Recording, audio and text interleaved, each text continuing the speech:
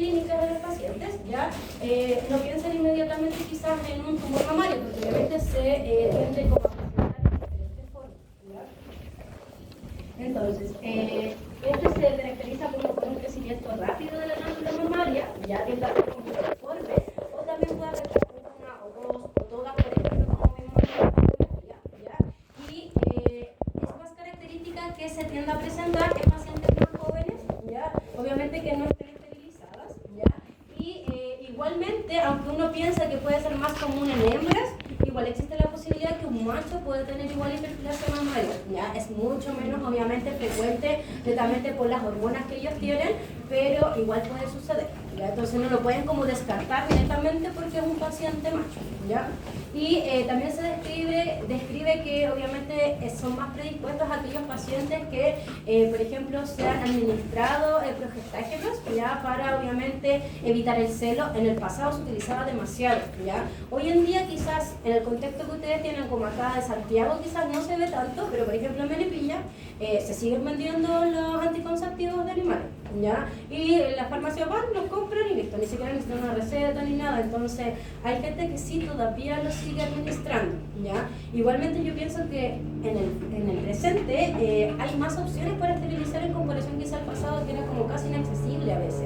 Entonces ahora, no sé, por el tema de los municipios que obviamente esterilizan, y en gatitos tienden a haber como más operativos de gatos que de perros incluso para las esterilizaciones. Entonces encuentro que es más accesible en comparación al pasado, ¿ya?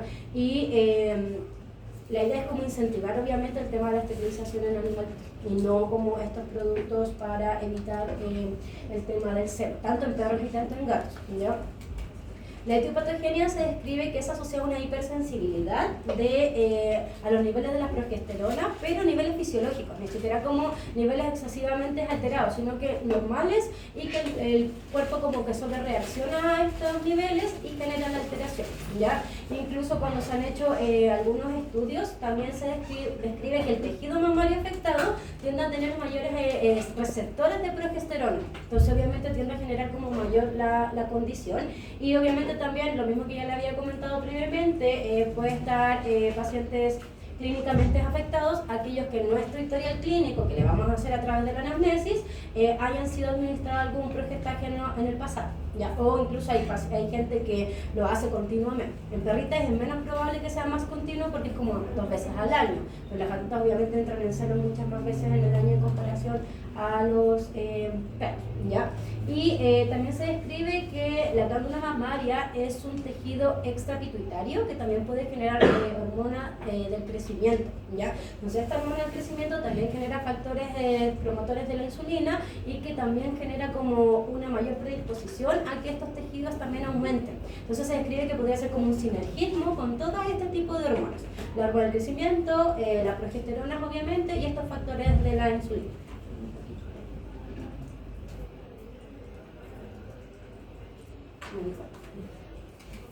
Y ahí les puse como una fotito de uno de los que todavía se sigue vendiendo. Ya estos se administran subcutáneo, pero ustedes nunca los indiquen. Ya es mejor olvidarnos como que existen. Yo soy de la idea que mejor no se los demos como una opción a los tutores, ya, porque si no obviamente a veces se van como por la parte fácil, ¿ya? Yo trabajé incluso en el pasado en una clínica que sí se administraba, pero yo era como que a mí no me gustaba y intentaba como de todas formas revertir la situación para no llegar a administrar, ¿ya? Pero era como protocolos de la clínica que sí se podía hacer, ¿ya? Pero yo intentaba hacerlo, yo creo que lo hice una vez y varias veces intenté como que los tutores buscaran otras opciones, ¿ya? Los signos clínicos, como ya le había mostrado en la fotito que está en la diapo, son como inflamaciones severas de la piel, aumento de volúmenes de las glándulas mamarias, ya las cuales pueden incluso sangrar y también puede, a futuro, pueden necrosarse también. Y yo creo que ese es el estadio como más complejo, la verdad, ¿ya? Al inicio ustedes pueden ver como aumento de volúmenes leves, quizás en una glándula mamaria, quizás no en todas, y también, por ejemplo, que el paciente, si tú manipulas la zona, quizás no sienta mucho dolor, pero sí incomodidad, porque hay que recordar que ya el órgano ya no está adecuadamente como debería estar la anatomía, ¿ya? Y cuando obviamente obviamente empieza a generarse como un cuadro mucho mayor, incluso hay pacientes que lo presentan inmediatamente de forma súper aguda y muy abrupta y el aumento de volumen es severo, inmediatamente, ¿ya? Entonces en esos casos pueden ustedes igual presentar como otros, o sea, los pacientes pueden presentar otros signos clínicos como más sistémicos, obviamente que estén más decaídos, que no quieran comer, que presentan dolor, que presentan incomodidad a la manipulación, netamente porque obviamente es más severo, ¿ya? Y generalmente estos casos son más comunes en gatos que en perros. En perros yo nunca he visto. En gatos yo he visto, si no me equivoco, 3 casos, ¿ya? Que igual es poquito, pero yo creo que es porque hoy en día es menos común ver gatas no esterilizadas. O sea, claro, sí, está bien.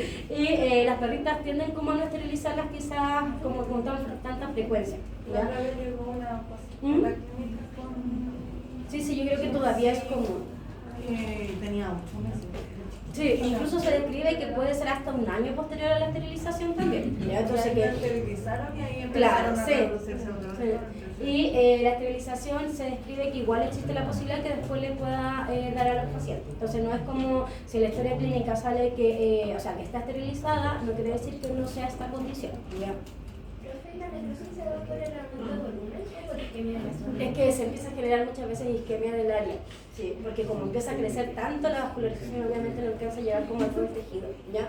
Y la signología clínica es así, ¿ya? Ustedes ven, es severo, ¿ya? Es bastante grande el aumento de las glándulas mamarias, por ejemplo, acá igual, ¿ya? Y acá si ustedes ven ya están como ulcerados, ¿ya? Eso es mucho incluso más grande, ¿ya? Y después les voy a mostrar una fotito de este mismo caso, que después se resolvió, pero se resolvió un poquito más tarde que quizás otros, ¿ya? Pero si un gatito les llega así, tienen que pensar como en una hiperplasia mamaria.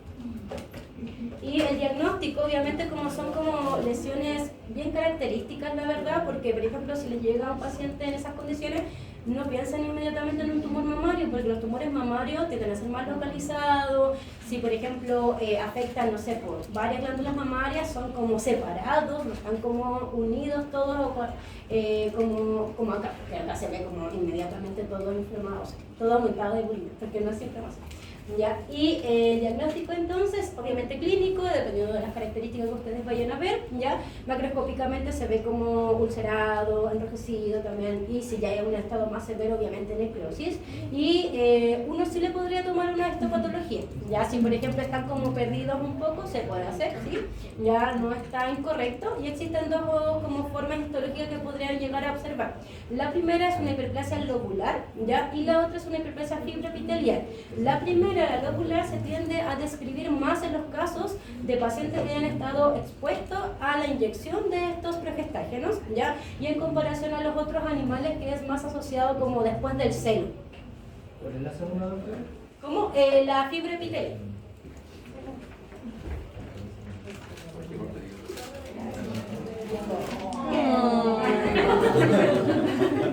¿Qué pasó?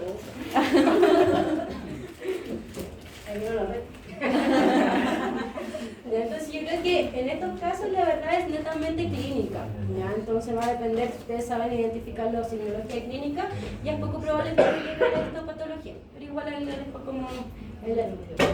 Ya, acá hay características que tengo idea, pero lo pongo ahí que se ve muy bonito. Sí dijo, pero generalmente es un anticonceptivo, pero hay otro... Es que puede ser netamente por los niveles de progesterona, sí. Propiamente Endógenos, sí, porque eso hay como una hipersensibilidad asociada a los niveles fisiológicos de progesterona. Entonces, si uno piensa, puede ser cualquier animal, ¿ya? Pero obviamente pueden estar más expuestos a aquellos que tienen, ¿cómo se llama? Administración de progesterona exógena, ¿ya? Endógena o exógena, ¿ya? Y el tratamiento, obviamente, si por ejemplo en el historial clínico el tutor les explica que está siendo administrado estos productos, obviamente retirarlos, no utilizarlos más, ¿ya? Pero también podemos utilizar terapia farmacológica, que es el infuso, ¿ya? Que es utilizar bloqueadores de los receptores de progesterona, que lo que va a hacer es disminuir obviamente las concentraciones, y también podemos utilizar agonistas dopaminérgicos que bloquean también esta condición, ¿ya? La agletristona es el alicin, que es el único que, si no me equivoco, acá en Chile, que es de Virbac, ¿ya? Y también podemos dejar obviamente antibióticos, ya si el paciente ya presenta como una infección, porque a veces asociado a la úlcera obviamente puede haber también una infección secundaria, ¿ya? Entonces pueden dejar, y realmente el que anda mejor como a nivel de glándulas mamarias es la amoxicilina más ácido clavulámico, ya que el gato es súper seguro y se puede administrar, ¿ya? Obviamente también como manejo del dolor podemos utilizar lo que ya hemos conversado en el pasado, meloxicam, metamisol, por ejemplo, tramadol. El gato el tramadol quizás más como inyectable, pero no a tomar porque es muy malo el sabor y genera mucha cialorrea, ¿ya? Y el gato no va a querer comer netamente por el sabor como del tramadol, ¿ya? Entonces quizás las dos primeras andaría bastante bien. Y el ideal obviamente es el abordaje quirúrgico, ¿ya? ¿A qué me refiero con eso? Es la esterilización, es la ovaristerectomía, porque ¿qué vamos a hacer? Vamos a ir disminuyendo obviamente los niveles de progesterona, ¿ya? Vamos a depender de ciertos casos, por ejemplo, si son severos o no, si vamos a administrar estos otros productos, porque hay casos que solo con la esterilización el paciente responde súper bien, como por ejemplo lo que nos comentaba la compañera, ¿ya? Y si pensamos en la esterilización, lo ideal es hacerla por el flanco, ¿ya? Netamente por un tema de que como está tan inflamado todo, obviamente tú vas a dañar mucho más ese tejido si intervienes como para hacer la esterilización, ¿ya? Entonces la idea es hacerlo por el lado en este caso. Y si la glándula mamaria está muy afectada, hay que extirparla, hay que hacer una mastectomía, ¿ya? Pero muchos casos no llegan a la mastectomía, es netamente la esterilización. Lo otro importante es recordar que en estos casos no todos los pacientes van a responder de la misma forma posterior a la esterilización, ¿ya? Por ejemplo, acá están este es un paper de como un análisis retrospectivo que se hizo de varios casos y de cómo lo iban abordando y cuánto se demoraba como en mejorar el paciente, ¿ya? Acá, por ejemplo, era el mismo caso que le había mostrado anteriormente, que era bastante severo, ¿ya? Este paciente, por ejemplo, acá en la E y en la F, ya obviamente ya no tiene esta hiperplasia mamaria, pero este paciente se demoró aproximadamente 3 meses en recuperarse, ¿ya? Este paciente se esterilizó y también se utilizaron estos productos como la cabergolina o la gliptistone, ¿ya? Y se demoró mucho más, ¿por qué? Porque el caso de este paciente fue asociado a la administración de progestágenos, ¿ya? En comparación, por ejemplo, chiquitito así, al paciente de acá, ¿ya? Este se demoró 11 días en recuperarse, así como ya en la signología clínica, pero este paciente fue netamente por sus niveles fisiológicos de progesterona, pero nunca fue administrado con ello con progesterona exógena, ¿ya? Y el de abajito igual fue administrado el fármaco, por ende se demoró aproximadamente también 3 meses, ¿ya? Entonces ahí tenemos un antecedente importante, que aquellos que han sido, claro, que han sido administrados estos productos, nos va a costar más y hay que explicarle al tutor que no va, no sé, pues no va a ser como el de arriba, que en 10 días va a estar espectacular. No, se va a demorar incluso 3 meses, igual es harto, ¿ya? Entonces son cositas que hay que explicarle a los tutores. ¿Cómo? ¿Después de cuánto tiempo se tendría que pensar una mastectomía así? Es que, por ejemplo, en estos casos, si tú ves que ya está disminuyendo de tamaño, lo más probable es que ya esté bien, ya no vas a necesitar mastectomía. Entonces, primero como que comienzas con la ovaristerectomía y vas evaluando cómo el paciente responde, ¿ya? Porque si solo fue por sus niveles fisiológicos, es muy probable que en 2 semanitas esté bien. Pero en caso de observación, ya es igual. Que yo creo que claro, cuando son severas, igual esta era súper severa la de aquí. Sí, pero extremo. Pero si ustedes ven, no se extirpó y empezó a disminuir. Sí. Y el pronóstico tiende a ser favorable, ya, porque obviamente los pacientes tienden a responder bastante bien cuando no están como expuestos a estos productos exógenos. Y si obviamente lo están, se van a demorar más. Y es algo que hay que aplicarle al tutor, obviamente, ¿ya? Yo creo que los pronósticos igual van variando porque dependen, por ejemplo, no sé, pues si el tutor puede acceder a todo lo que le vamos a ofrecer, obviamente va a ser mucho más factible. Si nunca le administraron estos productos, obviamente también se va a responder más rápido. Si uno hace todas las cosas, deberían responder bastante bien los pacientes. Creo que el tratamiento ideal sería la ovaristerectomía. Sí, es la ovaristerectomía. Tú tienes que hacerlo siempre y acompañada de las otras cosas. Sí. ¿Ya? Y el alicin es subcutáneo en comparación al otro que es la cabergolina, que es vía oral. Igual ahí estaba anotado. Pero es importante. El tratamiento definitivo sería la ovaristerectomía y ahí tú vas evaluando dependiendo del caso si vas a administrar o no estos productos. ¿A qué está asociada la hiperplasia fibroepitelial, profe? Posterior al celo de las pacientes. Y la anterior era por el uso de progestágenos. Ahí muchas veces como por estudios que se hacen histopatológicos y van correlacionándolo con la historia clínica. No es algo específicamente certero quizá, sino es como el mayor porcentaje de pacientes que presentaban esto tenían esa histopatología. Entonces, si ustedes piensan, es como súper fácil de identificar como clínicamente, ¿ya? Entonces, los tumores es... Luego de la ovariosterectomía, ¿puede volver a pasar lo mismo? En general, hay pacientes que se describe que incluso podría ser posterior a un año que ellos podrían llegar a presentar la signología nuevamente. Ya después de ese año no se describe. ¿Y ahí se sigue con el otro tratamiento? O se podría, claro, sí, porque hay que hacerlo con tratamientos inyectables o vía oral, dependiendo del paciente. Igual de todos los estudios que leí, la verdad que ninguno como que generaba una recidiva. Entonces puede que quizás no exista, pero igual se describía que posterior a un año sí podrían presentar como niveles igual altos, porque no van bajando inmediatamente los niveles hormonales posterior a una cirugía, se demoran semanas, incluso meses. ¿Ya? ¿Y a qué hora salimos a break? A las 12 No, no, Sí, pero entramos a las el 11. break de siempre. ¿A las 11:40? 12. 11:50.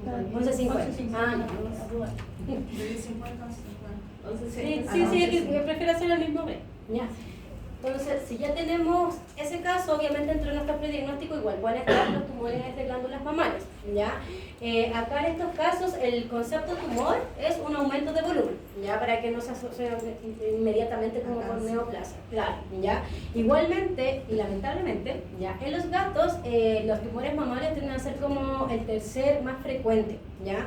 Asociado obviamente a los cutáneos que ya hemos conversado o a los hematopoyéticos y linfáticos, que los gatos son muy predispuestos a ellos, ¿ya? Recordar que los gatitos tienen 4 pares de glándulas mamarias, ya que son las torácicas y las abdominales, y algunos podrían tener como algunas rudimentarias, pero en general no es tan frecuente, ¿ya? Y tenemos entonces las lesiones mamarias benignas, porque estamos hablando del concepto de aumento de volumen, ¿ya? Y tenemos obviamente las malignas, ¿ya? En gatitos, lamentablemente, una pequeña cantidad de casos tienden a ser benignos, ¿ya? La mayoría, si ustedes ven como algo asociado, que pueden sospechar de alguna neoplasia, lo más probable es que sí sea maligna, ¿ya? En comparación a las perras, que es como 50 y 50, ya los gatos no es así. Ya si ustedes ven un aumento de volumen a nivel mamario, hay que inmediatamente empezar a hacer exámenes para complementar la situación, ¿ya? Y, por ejemplo, en un estudio retrospectivo que se hizo de gatitos que tenían aumentos de volúmenes a nivel mamario, 5 de 55 eran benignos. Si ustedes piensan, eran muy poquitos, todos los otros eran malignos, ¿ya? Y estos gatitos eran principalmente hembras y de edad como media, ¿ya? No hay como un específico así como ya, tal gato va a estar más predispuesto a, netamente es porque quizás, no sé, pues se esterilizan más tardíamente en comparación quizás a otros gatitos que se esterilizan temprana, ¿ya? Y las características, por ejemplo, que podemos encontrar podría ser las lesiones que obviamente sospechamos de algún tipo de neoplasia, ¿ya? O algún tumor benigno, que tenemos los papilomas, tenemos los adenomas y tenemos los fibroadenomas y también los tumores mixtos, pero también tenemos otros que no son neoplásicos, ya tenemos los quistes, tenemos la hiperplasia, porque también como que está asociada a esto, obviamente está enmascarada en esta misma clasificación, ¿ya? Y tenemos la fibrosis, hay distintas características, pero no es tan frecuente, lamentablemente para los gatitos, ¿ya? Y entre las neoplásicas, la más común es la fibroadenomatosa, ya el fibroadenoma, y ese es una mezcla como de varias células a nivel obviamente de una citología o una histopatología, y se describe que tiene 2 subtipos, que es el pericanalicular y el intracanalicular, que eso obviamente uno lo ve como más en estos exámenes de histopatología, ¿ya? Y los otros la verdad no tienden a ser muy frecuentes, pero si pensamos, no son tan frecuentes estos igual en gatitos, ¿ya? Y los no neoplásicos, el más frecuente es la hiperplasia, que ya es lo que conversamos previamente, ¿ya? Los signos clínicos, la verdad, son aumentos de volumen, ya que en general están, puede ser afectado a una glándula mamaria o a varias, y muchas veces se sienten como a la palpación quizás más blanditos si pensamos como en algo no neoplásico, pero cuando obviamente pensamos en algo más neoplásico tiende a ser más compacto, tiende a ser como más formadito, ¿ya? Y las hiperplasias igual a veces pueden llegar a generar signología sistémica, obviamente, porque les incomoda, les duele, como ya les había comentado previamente, y pueden presentar fiebres a veces, dolor en la zona, taquicardia, todo lo que conlleva la verdad como al dolor de los gatitos, ¿ya? Y el diagnóstico, al menos de las benignas, la verdad es como clínica, pero sí lo ideal es llegar como si no sospechamos de una hiperplasia, que es diferente y que responde de otra forma, lo ideal siempre es hacer obviamente exámenes. ¿Ya? Y entre esos exámenes va a ser histopatología y como el tratamiento de ellos es, si por ejemplo no sospechan de algo que no es una hiperplasia mamaria, hay que sí o sí extirpar. Ese es el tratamiento. ¿Ya? Entonces, después de la extirpación, obviamente, es la citología, o sea, la histopatología. ¿Ya? Entonces, en comparación, si piensan que es hiperplasia, obviamente van a esterilizar y van a esperar cómo responde el paciente, pero no van a extraer una glándula mamaria para mandarla al laboratorio, ¿ya? Porque lo más probable es que el paciente responda adecuadamente a esa primera cirugía que hicieron, ¿ya? ¿Y los aumentos de volumen benigno también se podría solucionar con la OVH? No. No, porque son diferentes, sí, no son asociados a las hormonas, ¿ya? Entonces ahí sí o sí, como les decía, es la extirpación el tratamiento definitivo, ya la VH no, eso es para la hiperplasia mamaria solamente, ¿ya? ¿Y se extirparía solamente? Sí, pero se debe extirpar con bordes amplios, ya porque se describe que aquellos que son benignos en algún momento sí podrían pasar como por una transformación y llegar a malignos. Entonces mejor mandarlo con bordes amplios y sí o sí mandarlo a histopatología, porque es la forma que ustedes van a saber que es benigno, ya porque recuerden que la citología no en todos los aumentos de volumen nos da un diagnóstico definitivo, entonces sí o sí, yo me acuerdo que un profe decía, nunca una masa bótele a la basura, porque si no, no les va a servir de nada lo que hicieron, y es real. Por ejemplo, los mastocitomas, si ustedes nunca hacen la histopatología, ese mastocitoma, si no se sacó adecuadamente, va a crecer en 1 o 2 meses, incluso en semanas. A mí una vez me pasó un caso de que lo habían sacado en otra parte como el tumor y estaba 3 veces más gigante, y había pasado un mes con una cirugía. Entonces hay tumores que sí o sí hay que saber hacer cosas antes como una citología para como indicar adecuadamente el abordaje quirúrgico al final, ¿ya? Entonces, como les decía, sí o sí hacer citología si se quieren aproximar a algo, pero después el tratamiento definitivo es la extirpación, ¿ya? Las lesiones mamarias, a diferencia obviamente de las benignas, lamentablemente en los gatos tienden a ser mucho más frecuentes incluso que los perros, ¿ya? Entonces, si ustedes ven estas características, sí o sí hay que hacer exámenes, ¿ya? Y se describe que predomina obviamente más en hembras, ¿ya? Pero no descarta que los machos también puedan tener tumores mamarios, al igual que porque ambos tienen glándulas mamarias, ya hay que recordar eso. Y existe una mayor predisposición quizás en hembras de edad más avanzada, netamente, que igual los gatos pediátricos están más predispuestos como las neoplasias, la verdad, de diferentes características, ¿ya? Y también se describe en la literatura que algunas razas pueden estar un poquito más predispuestas, como los siameses y los domésticos de pelo corto, pero lo mismo que le he dicho en otras oportunidades, eso va a depender del lugar donde se hacen los estudios, pero los estudios igual sirven para tener como cierta predilección a ciertas características de las enfermedades, ¿ya? Y gatitas mayores a 6 años, obviamente la probabilidad y la incidencia puede ir aumentando con el tiempo, ¿ya? La etiología, al igual que la hiperplasia, se describe que es asociada al tema del factor hormonal, ¿ya? Como los progestágenos también, y obviamente aquellos animales que han sido expuestos a la administración de progestágenos exógenos van a estar más predispuestos a generar estas alteraciones, ¿ya? Entonces ahí es importante, lo que siempre les intento inculcar, la anamnesis, ¿ya? Hay que preguntar esas cosas y obviamente están revisando un paciente con estas características. Doctora, Diga. en caso de tomar una radiografía de tórax, por ejemplo, para evaluar metástasis, ¿cuánto tiempo de, o sea, sería depende, pero generalmente cuál es el tiempo de vida que se puede dar un gatito? Si no se hace nada, en general entre 6 a 12 meses. Después, si hay metástasis. Ahí igual en la clasificación se los voy a mostrar, ¿ya? Y los signos clínicos, obviamente, se ven como en las fotografías, ¿ya? Por ejemplo, si ustedes ven este aumento de volumen, no quiere decir que sea menos importante que este, ¿ya? Yo siento que los aumentos de volumen no tenemos que como subvalorarlos, la verdad, ¿ya? Porque nosotros no sabemos qué es característica celular tiene eso. No porque sea más pequeño quiere decir que sea menos invasivo y menos maligno, y mucho más en un gato, ¿ya? Entonces sí o sí, frente a cualquier aumento de volumen tienen que solicitar pruebas, ¿ya? Y entre ellas la que decía el compañero, que tenemos que hacer radiografías torácicas para principalmente evaluar metástasis, ¿ya? Entonces, las características tienden a ser así y obviamente, al igual que las perras, se les puede llegar como ulceradas estas masas, también pueden llegar con necrosis y ya son como lesiones ya más comunes, o sea, como más alterados. Y por ejemplo, quizás, bueno, va a depender del tutor la verdad, pero en gatitos que son de pelo largo a veces no los palpan constantemente, o quizás hay alguno que no le hace mucho cariño, entonces no se dan cuenta. Entonces también es importante como incentivar a los tutores que siempre estén revisando a los pacientes, ¿ya? El diagnóstico, para una aproximación diagnóstica podemos hacer una citología por aspirado con aguja fina, ¿ya?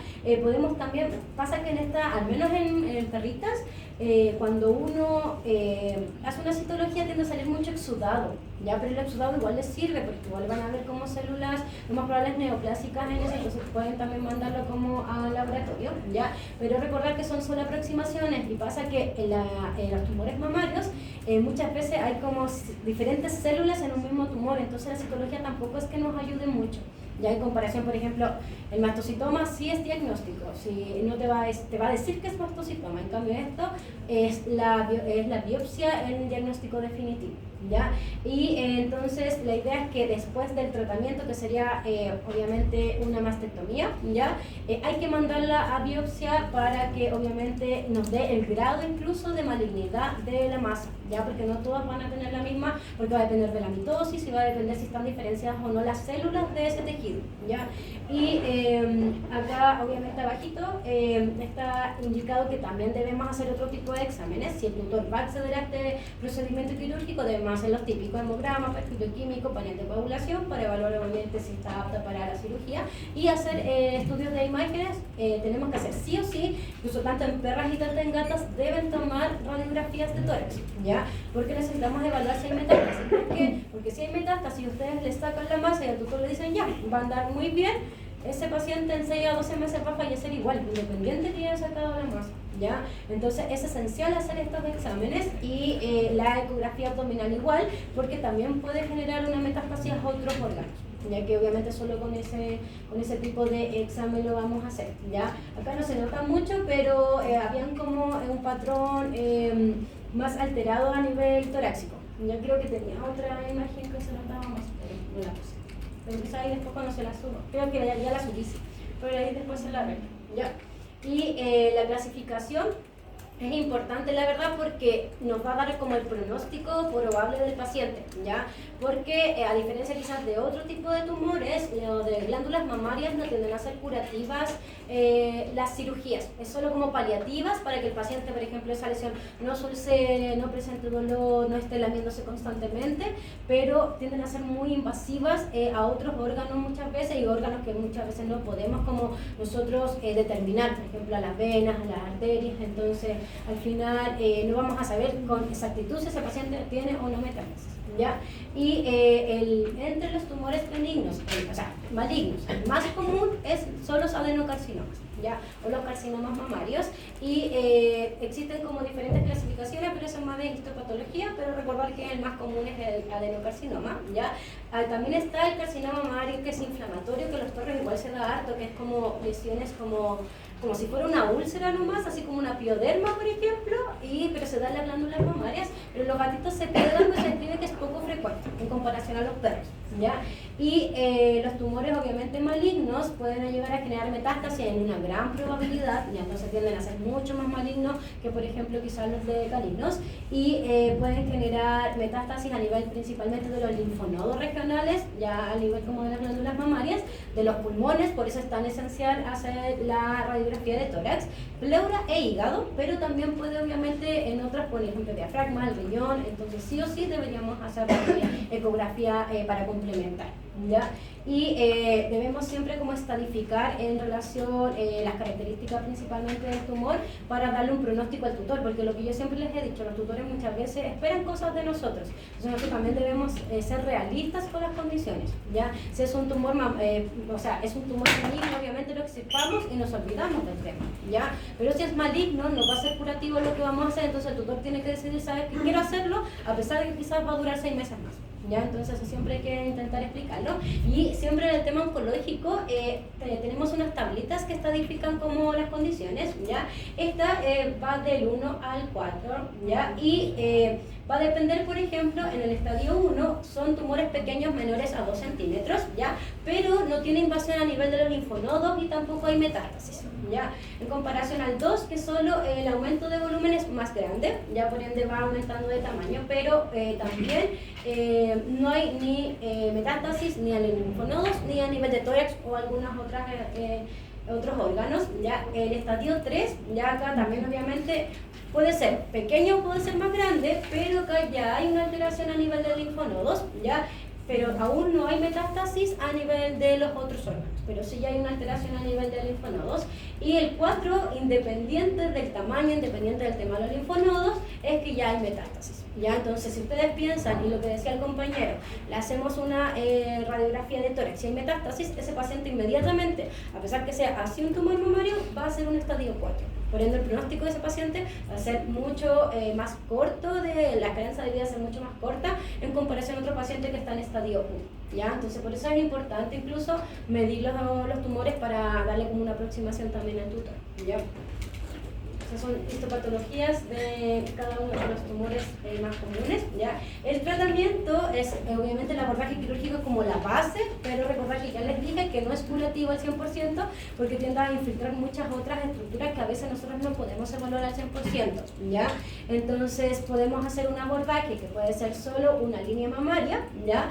Y por ejemplo, si el tumor está en ambas líneas mamarias, podemos hacer las dos, pero tiene que ser con una diferencia mínima de 2 semanas, ¿ya? Porque igual es una cirugía extremadamente invasiva, ¿ya? No sé, las garras, por ejemplo, tienden a quedar con muchos hematomas, quedan con un montón de puntos, con sutura, y también se puede generar muchos seromas asociados porque tienes que debilitar muchas zonas, es bastante complejo, incluso para los tutores es bien fuerte la cirugía, ¿ya?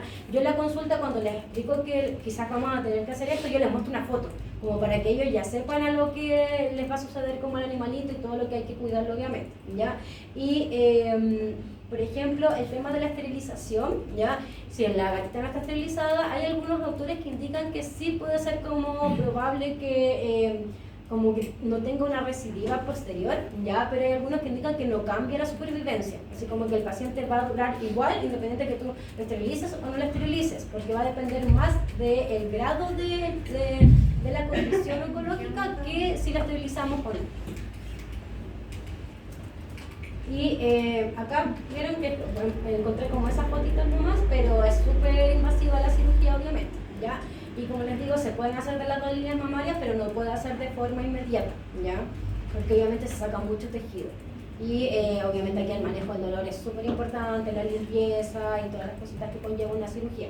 Pero esto obviamente es mucho más invasivo que solo una esterilización.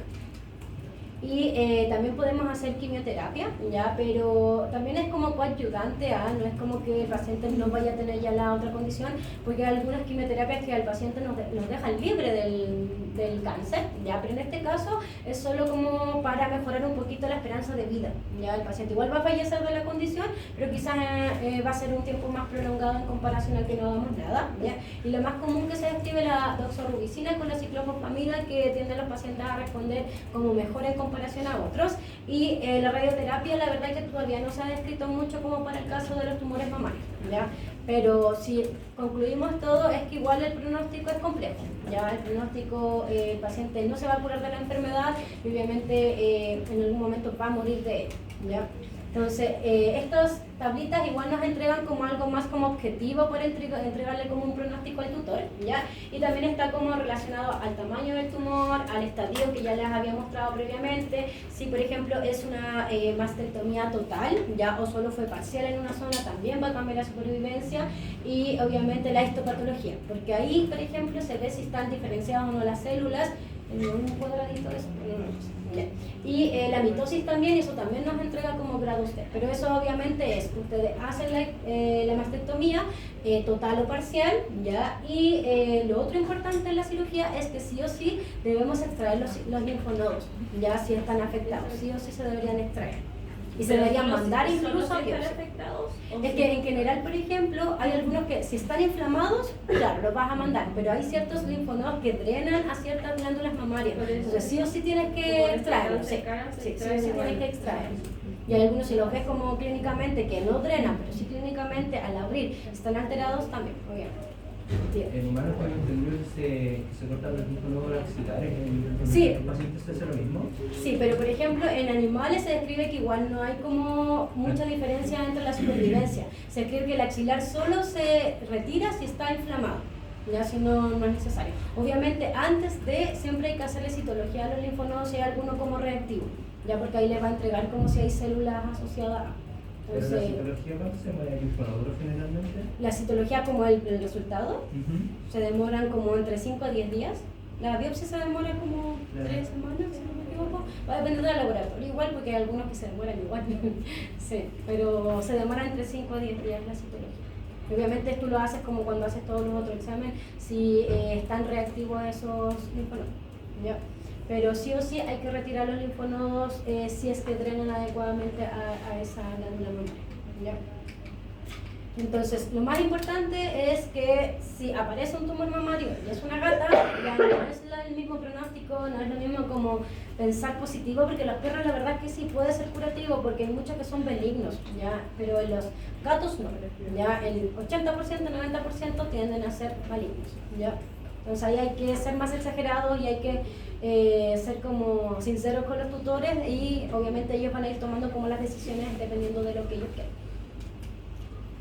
Otra enfermedad que es muy frecuente en perros, pero en gatos no tanto, ya es la piometra, que obviamente es una inflamación a nivel del útero y también una acumulación de tejido purulento, o sea, contenido purulento, ¿ya?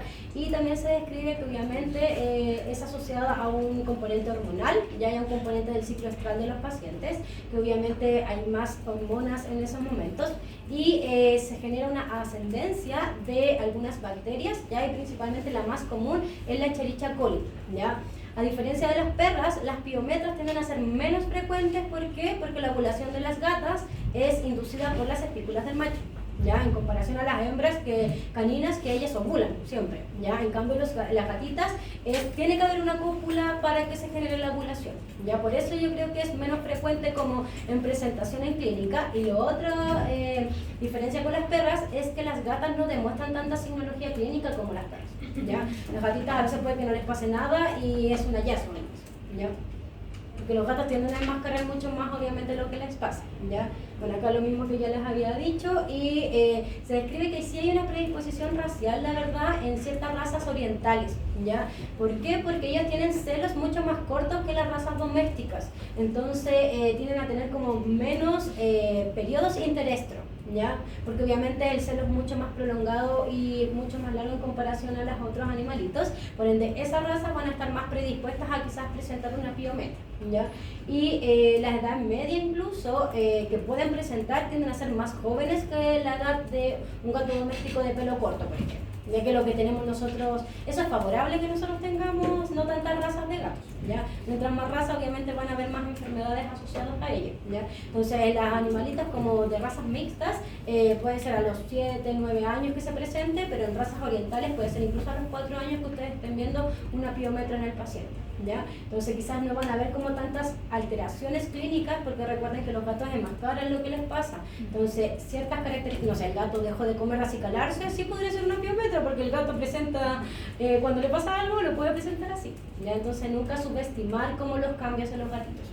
Cuando la perra se decae, obviamente empieza, bueno, si es piometra, cuello cerrado o abierto, van a haber otro tipo de signología, pero no se tiene fiebre, no quieren comer nada, como que se nota mucho la característica, ¿ya? Y obviamente también en la anamnesis hay que evaluar si la gatita estuvo con características de celo en las últimas 4 semanas, ¿ya? Eso también es importante obviamente de preguntar, ¿ya?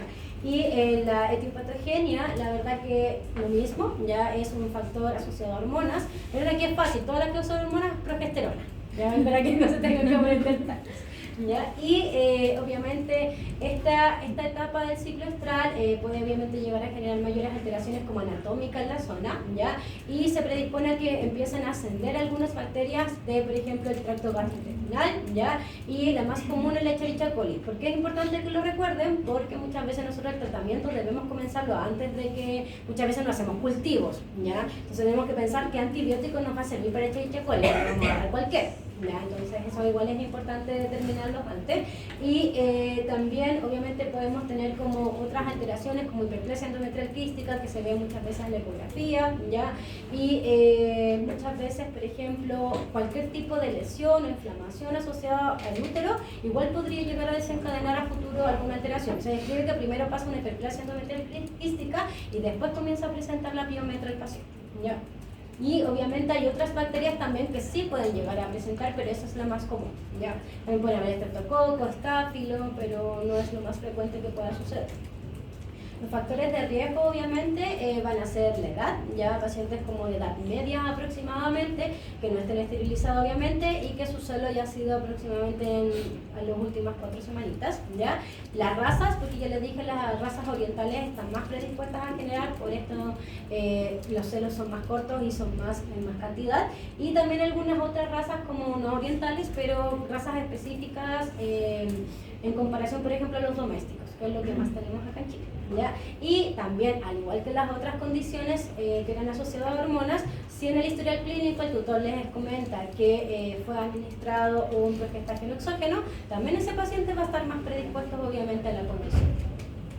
Los signos clínicos, la verdad que los gatos muchas veces no muestran nada, ya, entonces hay que saber conocer a nuestros animalitos. Y lo característico, por ejemplo, si es una piometra cuello abierto, pueden encontrar como una secreción mucopurulenta, que en gatos es casi, no es frecuente, no lo pueden como pensar que es celo, porque en las hembras obviamente se presenta de otra forma, pero los gatitos son como más características conductuales, ya, que levantan la cola, que maullan por todo, que se quieren frotar con todo, esas son como sus características de celo, en comparación a las perritas que no, entonces es menos probable como confundirse con estro, ya en comparación a las perras. Y también obviamente puede haber todo lo que conlleva letargo, anorexia, hiporexia, vómitos también podría haber. Igualmente poliuria y polidipsia, que en las perritas sí pasa, en gatos no es frecuente, ¿ya? Y obviamente podría llegar a generarse como que el paciente esté como con un estado general mucho más comprometido, ¿ya? Pero insisto, la mayoría de los gatos no muestran mucha signología clínica, son cosas muy específicas, ¿ya? Y si es obviamente a cuello abierto van a ver secreción, y si no obviamente van a ver quizás características más sistémicas. El gato se decae mucho más, al igual obviamente que un perro, pero el tema de la secreción vulvar igual es un poco complejo porque el gato es un animal limpio. Entonces, ¿qué va a pasar? Se va a lamer, y él alcanza a lamer obviamente esas áreas, entonces quizás tampoco van a alcanzar a ver eso, ¿ya? Entonces es más común, o sea, es más poco común verlo. ¿Los perritos de cuello cerrado podrían presentar fiebre? Sí, pues es que presentan como signología mucho más sistémica, como más decaimiento, fiebre, claro, sí. Pero el gato la verdad es que lo puede presentar así como estar bien, y así como, no así calar. La secreción es en amplia. Solo en abierta. Sí, encerrada no. Tú vas a ver más signología clínica, como mucho decaimiento, fiebre al examen clínico, por ejemplo, distensión abdominal también, todas esas cositas. Bueno, ahí había unas imágenes y me costó encontrar como imágenes de secreción vulvar en gatas, porque como no es tan frecuente, si en la literatura no encontré, las podemos pedir. Y el diagnóstico, si ustedes obviamente, si estos pacientes llegan con ciertas condiciones, hay que hacer los típicos exámenes, hemograma, perfil químico, ya. Lamentablemente en esos exámenes a veces puede que no salga nada. Ya, igual, porque a diferencia de los perros no tiende a haber mucha azotemia, porque recuerden que los perros pueden generar enfermedades renales agudas, o sea, injurias renales agudas asociadas a una piometra. En las gatas no tiende a pasar eso, sino que tiende a pasar más como por deshidratación, ¿ya? Entonces puede que encuentren algunas alteraciones, por ejemplo, un leucograma de estrés, por ejemplo, a veces, o aumento de los neutrófilos con desviación a la izquierda, pero la verdad que si no lo encuentran tampoco es indicativo que uno tiene. ¿Ya? Entonces es un poquito complejo en ese caso. Y el perfil bioquímico obviamente podemos ver también algunas alteraciones, pero también no son específicas, ya no es como, no sé, pues ya el hipertiroidismo vamos a ver ciertas características específicas de la enfermedad, pero en este caso puede que el animal se vea sano si quizás comenzó hace poco la condición, ¿ya? Y se pueden igual tomar niveles de progesterona, y si están elevados igual podría ser como más indicativo de, pero la verdad es que los niveles de progesterona en los animales tienden a ser como muy fluctuantes, entonces tampoco es algo como específico que utilicen. Y se puede hacer citología de la secreción, pero también como que tampoco uno llega a esas condiciones, porque lo ideal es hacer el tratamiento que es la extirpación, ¿ya? Y el cultivo y el antibiograma sí se debería hacer de las secreciones, ¿ya? Porque puede que no sea Escherichia coli la que está afectando la condición, y obviamente sea otra, y quizás va a responder de una forma diferente al paciente. Para llegar como un diagnóstico definitivo, lo ideal es hacer imágenes, porque ya recuerden que los de laboratorio son súper inespecíficos, ¿ya? No nos van a decir nada como particular para nosotros pensar en una condición, ¿ya? Podemos hacer una radiografía abdominal, aunque obviamente lo más importante es hacer una ecografía abdominal, ¿ya? Aunque en la radiografía abdominal igual, si el caso es severo, ustedes igual podrían encontrar como un útero, porque el útero en general no se alcanza a ver en una radiografía, ¿ya? Pero si está con contenido y está desplazando estructuras, principalmente el colon descendente, sí podrían sospechar de, ¿ya? Pero no es como para meterle el pabellón, según yo, ¿ya? Lo ideal siempre es hacer ecografía, y hoy en día ya, pucha, hay muchos colegas que se dedican igual a las clínicas, así que si no hay ecógrafo en la clínica, la idea es que sí o sí pase por la ecografía ese paciente, ¿ya? Y acá obviamente van a ver una inflamación a nivel del útero, van a ver las paredes engrosadas de la zona, van a ver contenido hipoecogénico o hiperecogénico, y también se ven como unos flóculos, ya dependiendo si es purulento o no, ¿ya? Porque muchas veces, por ejemplo, cuando es hemometra, los colegas que se dedican como a hacer imágenes, igual dicen ya, lo más probable es que no sea purulento y sea otro contenido. Obviamente la indicación al final es la misma, ¿ya? Y se ve mucho más inflamado obviamente el útero, ¿ya? Y acá los 4 resúmenes que siempre coloco, ya que están los signos clínicos, está como la edad más común, y las alteraciones a los exámenes de laboratorio, y las alteraciones de los imágenes, ¿ya? No he cambiado Y el tratamiento, obviamente, es la esterilización. Ya no creo que es más fácil, que varias cosas es la histerectomía y el tratamiento. Para la siguiente prueba. Y lo que sí obviamente va a depender del paciente, porque primero debemos estabilizarlo, ¿ya? Igual se describe que los gatos no llegan tan afectados en comparación a los perros, porque las perritas igual llegan con muchas alteraciones sistémicas, y que uno tiene que hacer fluidoterapia, manejo del dolor, antibióticos y otras cosas, y después recién meten la pabellón, ¿ya? En cambio los gatitos se describe que tiende a ser como menos común eso, llegan menos inestables para ser sometidos a una anestesia o a una cirugía, ¿ya? Y igualmente se describen tratamientos médicos. Yo no me enfoqué en eso, la verdad, porque no me gusta, como que es de esterilización, bueno, ¿ya? Igual ahí, por ejemplo, podemos administrar algunos fármacos, ¿ya? Para que el paciente elimine el contenido a nivel uterino, pero la verdad encuentro que no es una buena idea darlo como primera opción, ¿ya?